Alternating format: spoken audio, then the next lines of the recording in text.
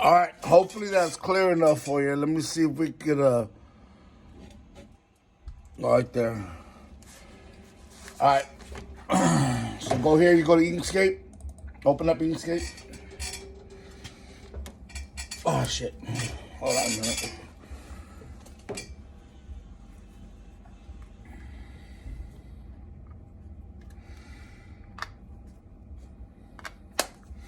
All right, so say on that one right there, what I did is I got the rectangle, I got the square tool. Obviously, it don't really matter what size I'm gonna do it. Ugh, I don't like this color. Let me change the color real quick. All right. So we click on it. The width on that one that I made was 12. So we'll go back. So the width will be 12. Go there, and the height I'm pretty sure was about 18. Let me just show you. It ain't got to be precise. 18 point. Okay, boom. So let me minimize the screen a little bit. Then what I did on this one, I went over and I measured my cylinder bottle, and I got the circumference, the radius. I mean the diameter. So let's change that color, just for clarity reasons. So we'll go here, the circle, we'll lock our scale, so when we change it, it'll be the same. So we have, so we're gonna go 3 inches.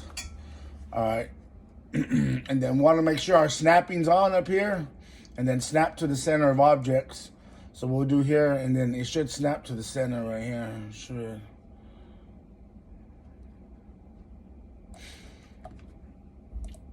Okay, snapping on, snap to the center, then, and snap to the midpoints of line segments. Should be right here, hopefully. Yeah, see right there, it snaps. And then all I did was I just used the arrow keys since it's there. Press Control and the arrow keys. I'm sorry. And I'll bring it down gradually where I want it at. And I just estimated a gap from the back to over here. So how far I want it. So now we'll clear off that. Then I'll go to the square and rectangular tool again. I'll make another square. That opening right there, whatever your opening is on yours you want to put.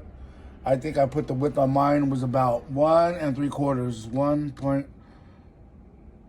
1.25. I'm sorry, 1 250.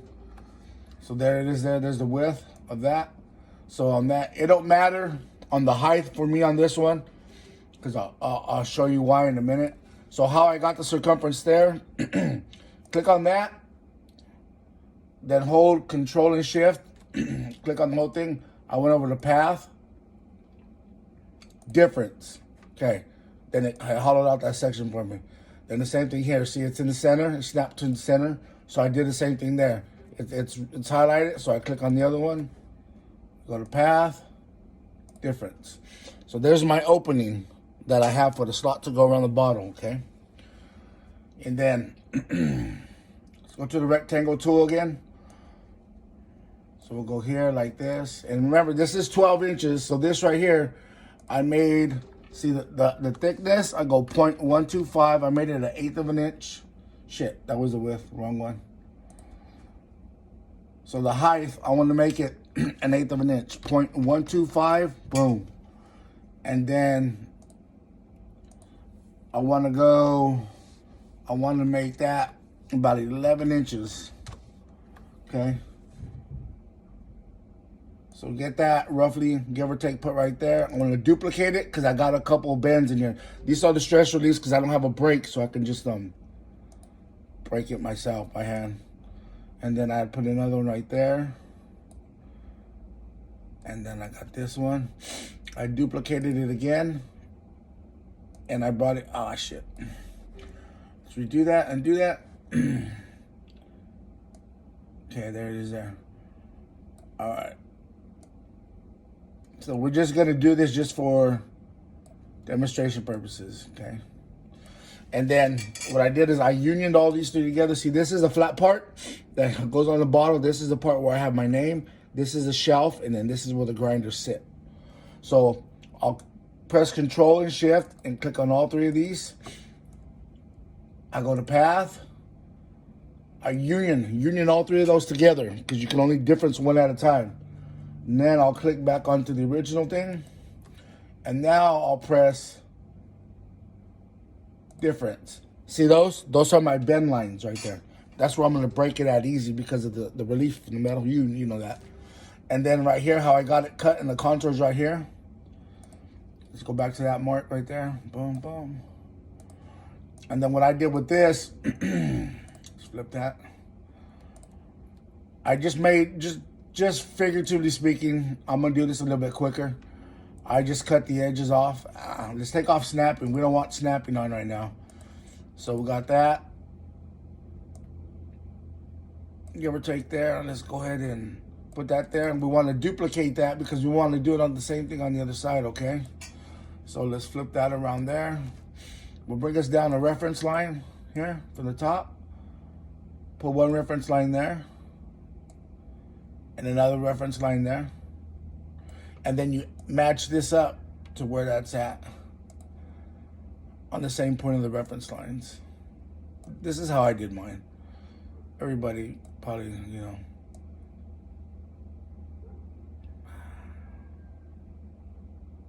Okay, see, it's on the reference lines, but I got to move it in because the gap's different.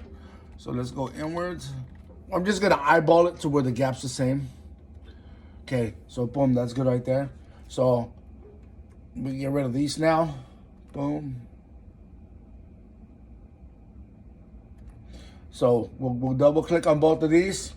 We'll union them together, okay? Union. Now we'll click back on the piece here.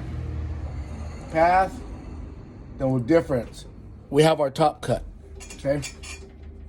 Now, obviously, you know how to insert the text. You should. So we'll go here to the text tool, right? Say you want to put welder on it, okay? Then if you're okay with that font right here, if not, we can always go back and, you know, we can change the font style. You know, sometimes the machine don't like to cut out certain letters if they're not freaking thick enough, bold enough. So just say for demonstration purposes, we'll go there. See if they have it on bold. Oh, they don't have bold on this one. So let's see this one. See, what's that one? Yeah, that one's a good one. Okay, and then we'll press apply. So we'll come over here. And just for demonstration purposes, we're going to make that color. Is it black? Okay. Oh, shit. Okay. So we'll bring the welder over here, set it in the corner. Okay. There. So the welder there. So I leave that clicked. Then I click on the what I'm working on. Go to path. Press difference. I got the name. And for this one, you go down and press control so you can make sure the circle. Ah, shit. Delete that. That. Let's go here to circle. Let's go to control. What the fuck's happening? Hold on.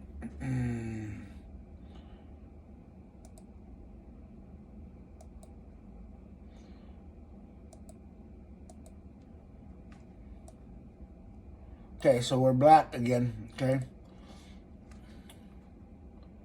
Shit. What did I press? Okay, hold on, give me a minute. So control.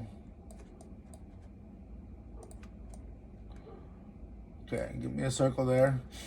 So I think on the grinders, I put like 2 inches. So, yeah, that's perfect.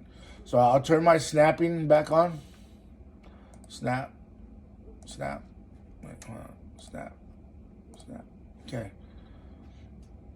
And then I'll put them about right here. See. There's one there. We're gonna duplicate that.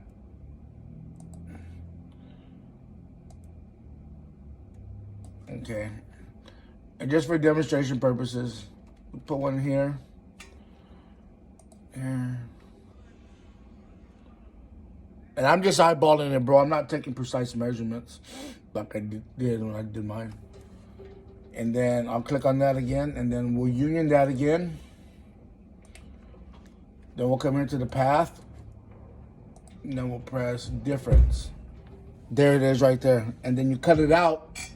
And then on your bends, you bend them the other way. Hold on, Mija. Hold on. Daddy's making a video. Give me 1 second.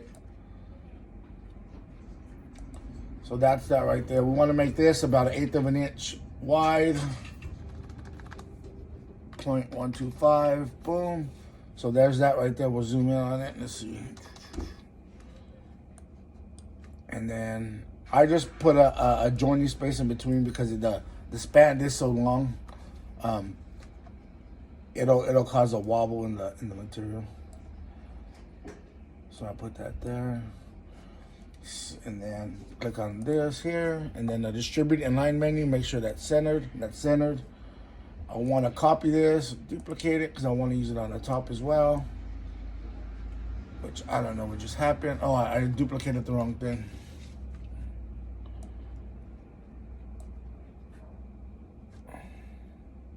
But anyways, we'll click on that, duplicate that. That come up there. We'll shrink that down. Okay, so that's there, that's that. You go to path, press union, click on this, union, and there you got your little tabs for when you bend it, and the metal's not all messed up.